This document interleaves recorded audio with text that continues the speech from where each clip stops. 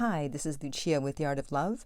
I'm a dating and relationship expert specializing in helping you get your ex back. Today, I want to talk about why nice guys get dumped.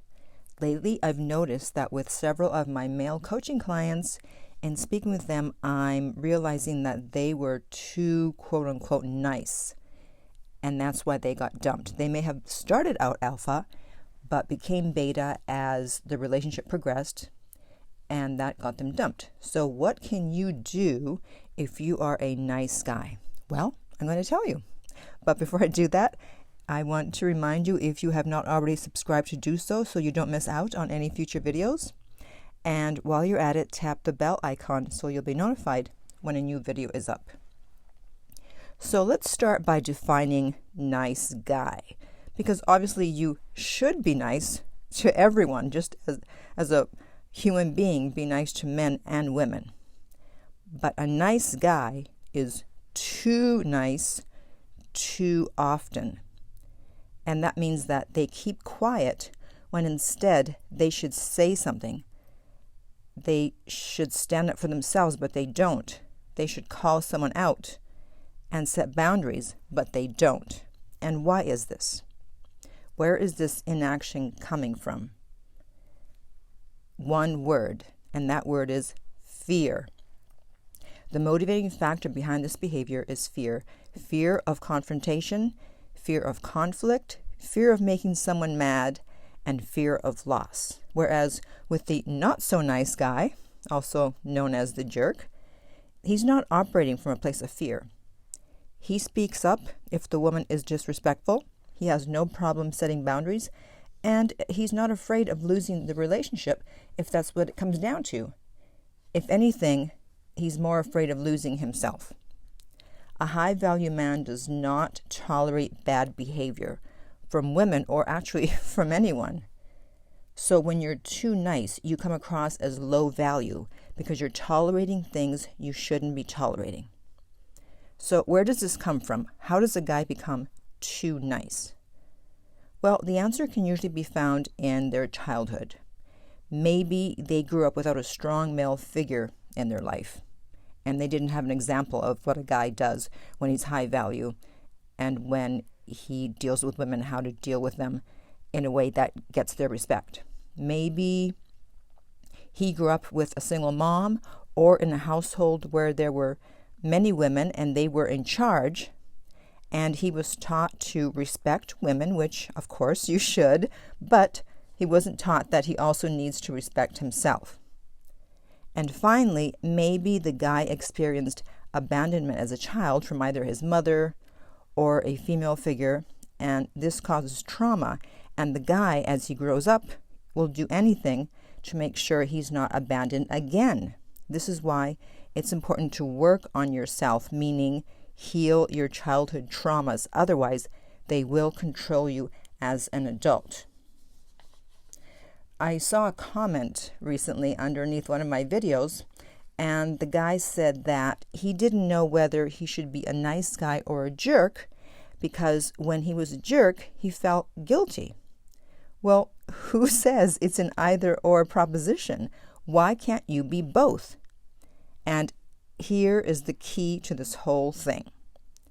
Women want a nice guy with an edge, as Evan Mark Katz mentioned in my interview with him about why men disappear. So yes, of course, be nice, but you need to take care of issues as they come up instead of being a doormat and giving in. Because you may think you're keeping the peace, but what you're actually doing is lowering the woman's interest level. She's losing respect for you every time you should speak up and you don't. And eventually, she'll be so turned off that she'll dump you for someone who doesn't put up with her BS, or you'll reach the breaking point and leave. And I have several examples of this. As I told in a previous video, the grocery bill example, I love telling the story because it's so crazy. So this guy, he was dating this woman, and he was checking out his groceries at the supermarket, and she called him. He didn't answer because he was, checking out his groceries. So he called her when he got to the car, and She said, where were you? What were you doing? And he told her. And she said, read me your grocery bill. She didn't believe him and she didn't trust him. So here is the point of no return. What do you do at that point? Because that's an unreasonable request. And so he, unfortunately, did go ahead and read the grocery bill, thinking, well, that will appease her and that'll be the end of it. No. When you do that, you create a monster. You didn't set a boundary. Now she's crossed over, and by letting her do that, now she feels that she can ask for even more next time until, she demands to check your phone every time and to know where you are every minute. It's a slippery slope down. It's the gateway to things getting worse and worse. This is why we set boundaries. And so the correct way to handle that would have been to say, I'm not going to read you the grocery bill. If I've done something to make you not trust me, for you to have no trust in me, then, I'll come over and let's talk about it. But if I haven't done anything to make you mistrust me, then this is your issue and you need to deal with it, because this is a turnoff. You asking me to read the grocery bill is a turnoff. All right, so that's what's called setting a boundary. And you don't have to be mean about it. I didn't sound mean, right? I wasn't swearing, I wasn't yelling. You just state how it's going to be. And they either get in line with the program or they don't. Another example is a guy. And again, he was dating a woman who had trust issues, and she wanted him to videotape the gym to make sure that there was no attractive women at the gym where he was working out. And unfortunately, he did it. Again, an unreasonable request. No, I am not going to videotape the gym. And so it got to the point where they're broken up. I could just go on all day with these examples. There was a misunderstanding. So this guy and this girl were supposed to meet up, and he didn't contact her. She didn't contact him. I guess they were each waiting for the other one to contact. And so then she finally contacted him, and she was upset with him. And he said, oh, well, I'm sorry. I thought you were going to contact me. And then she's like, well, figure out what you want and then tell me. So this is one of my clients. And so I said to him, well, what you're going to do is you're just going to say to her, listen, there's obviously been a misunderstanding, so why don't we just pick another date and time and not make a big deal out of this? So he texted her that. It took her about 4 days to respond. Do you know why? Because previously, before working with me, he was the quote-unquote nice guy. He let her walk all over him, and so she was waiting for him to do what he usually did, which when she got upset about something, to reach out and try to remedy the situation. But since he was now working with me, I did not let him do that. No. I said, you wait as long as it takes for her to reach out to you. And in fact, after a couple of days, he did want to send a very beta male text. And I said, absolutely not. You are not sending that text. And after 4 days, she finally contacted him. So again, that's what it means to set a boundary. Not being mean, not yelling, not screaming, not calling anybody names. You just have to stand your ground when you know that you're right.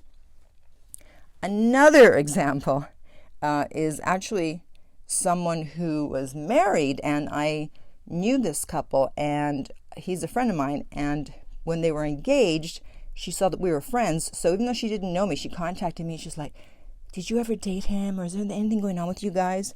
I'm like, no. I said, we're just friends, but listen, if you don't trust him, you shouldn't be getting married to him. Did she listen? Of course not. Does anybody ever listen? So they got married, and they're now divorced because she was so mistrusting that she was trying to control everything about the marriage and him. If he came home early, it's like, why are you home early? If he came home late, why are you home late? Constantly checking his phone, etc., etc. And finally, actually, he had to pull the plug because he didn't set boundaries. He didn't put her in her place when she was unreasonable with her demands. And so he just kept putting up with it. And then finally, he had no choice but to end things. So, the irony is that you actually cause your own demise when you're quote unquote too nice. You get dumped because of what you did or didn't do. The problem isn't usually with the woman, it's with you. Women want a guy they feel safe with. They want to be able to relax and feel taken care of. And I'm not talking about financially. They want to know that you can take care of business, whether it's a guy coming up to them and bothering them or the basement flooding. They can't feel safe with a man who's afraid to set boundaries, afraid to call them out, and afraid to put them in their place if necessary. Women are naturally attracted to strong men. And if they have to choose between two or more men, more often than not, they will pick the one who's the most alpha, not the nice guy. So, after hearing this, guys, comment below and let me know how have you behaved in the past that led a woman to losing attraction for you. And women, comment on what ways nice guys have turned you off.